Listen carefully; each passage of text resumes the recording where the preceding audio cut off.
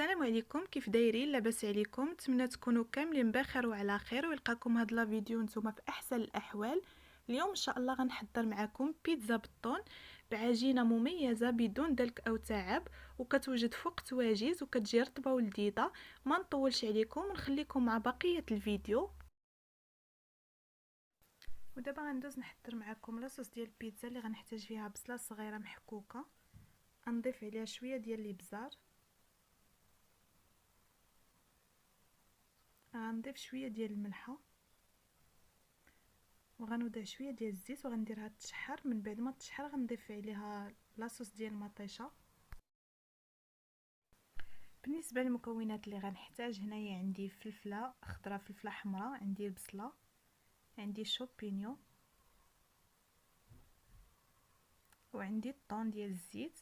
هنايا عندي الزيتون مقطع، عندي الفرماج محكوك. بالنسبه لاصوص ديال المطيشه، من بعد ما تشحرات البصله وضعت عليها لاصوص ديال المطيشه، وضعت شويه ديال الزعتر، ودابا غادي نقطع البصله مربعات صغار باش نشحرها هي والفلفله.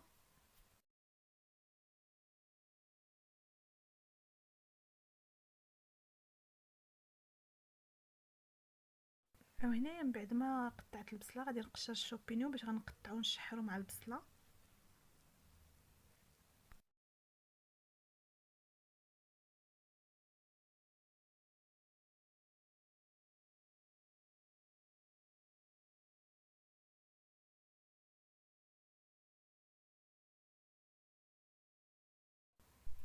ومن بعد ما تشحرات لي البصله مع الشوبينيو، دابا هنايا قطعت الفلفله مربعات صغار، غنديرها حتى هي تشحر.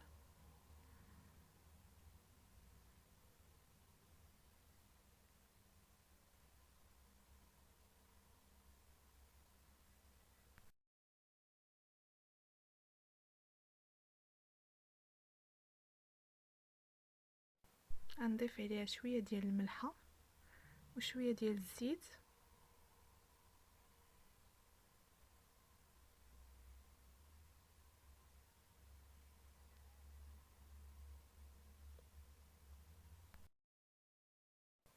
ودابا غندوز نحضر معكم لاباط ديال البيتزا اللي غنحتاج فيها الدقيق، شويه ديال الملحه، شويه ديال الزعتر، وكيس ديال الخميره، وزيت الزيتون، والماء دافي.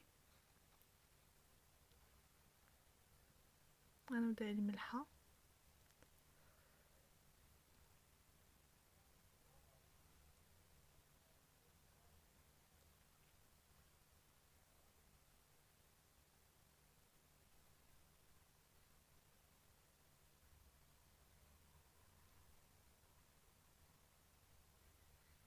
وغنوضع كيس ديال الخميره،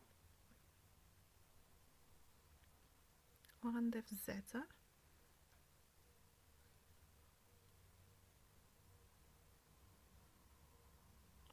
وغنوضع تقريبا 4 كاس ديال زيت الزيتون.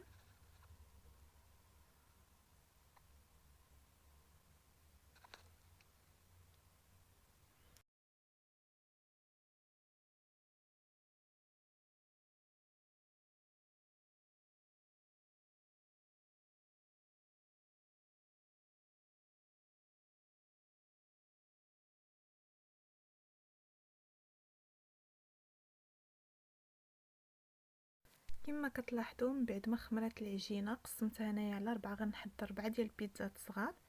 رشيت شويه ديال الدقيق وغادي نطلق العجينه.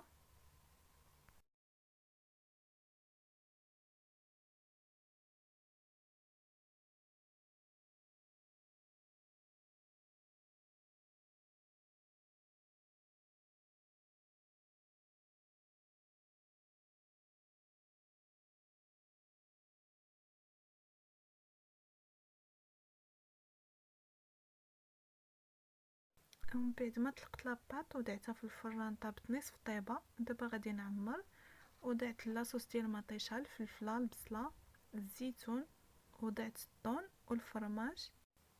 هنايا من بعد ما عمرت البيتزات كاملين، دابا غندخلهم للفران غير يذوب الفرماج حيت المكونات كامله طايبه. وهذا هو الشكل النهائي ديال البيتزا. كتجي رائعه وكتجي لاباط رطبه وطريقه جد سهله.